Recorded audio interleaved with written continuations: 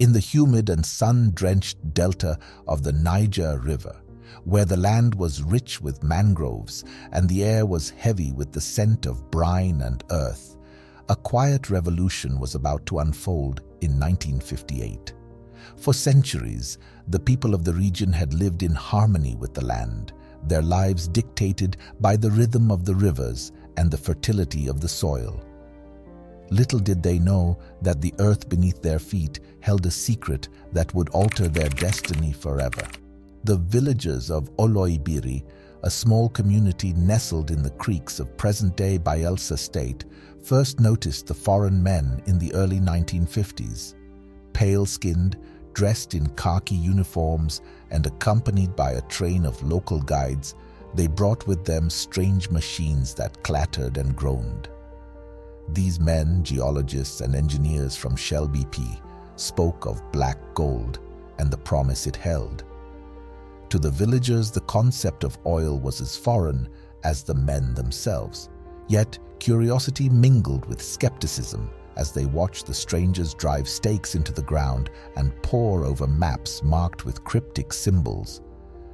Among the villagers, young Tari, a fisherman with a keen mind and an insatiable curiosity, was one of the first to interact with the foreigners.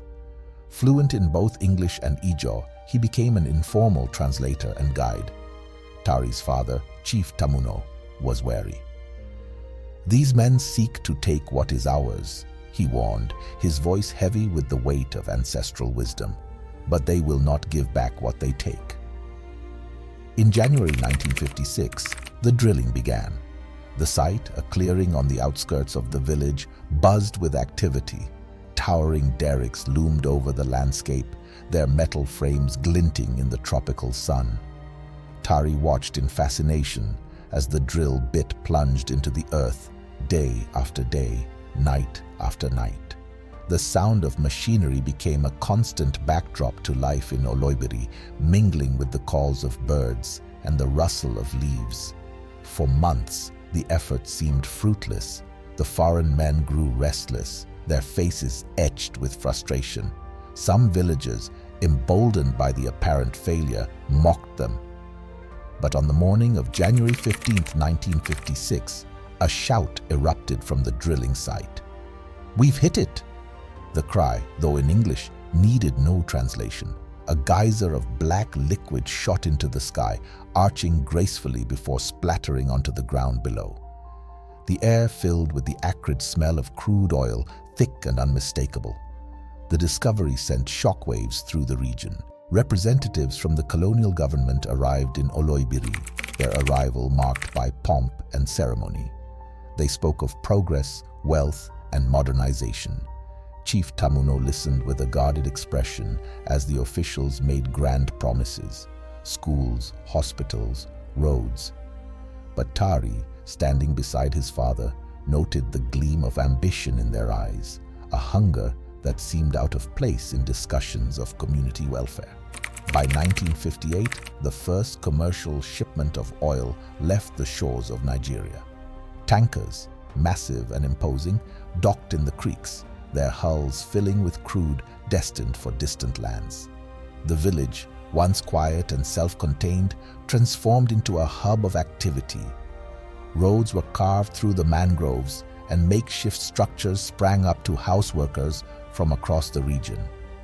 The economy of Oloibiri, and indeed Nigeria, began to shift irreversibly. Yet progress came at a cost. The rivers that had sustained the people for generations grew tainted, their waters slick with oil. Fish, once abundant, became scarce, their habitats destroyed. The air, once pure and invigorating, carried the stench of petroleum. Chief Tamuno's warnings echoed in Tari's mind as he watched his village struggle to adapt. Despite the challenges, Tari remained hopeful. He took it upon himself to learn about the industry, devouring every piece of information he could find. He envisioned a future where the wealth from oil could uplift his people, providing education and opportunities.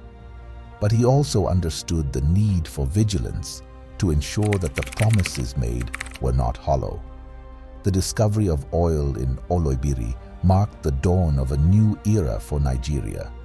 It catapulted the nation onto the global stage, transforming it into a major player in the energy sector. But it also laid bare the complexities of resource wealth, the delicate balance between development and preservation. For Tari, now a man grown and a respected leader in his community, the lessons of 1958 remained clear. The oil is a gift, he often told the younger generation, but it is also a test. How we use it will define us. As he spoke, the derricks in the distance continued their relentless rhythm, a reminder of the promise and peril that lay beneath the earth.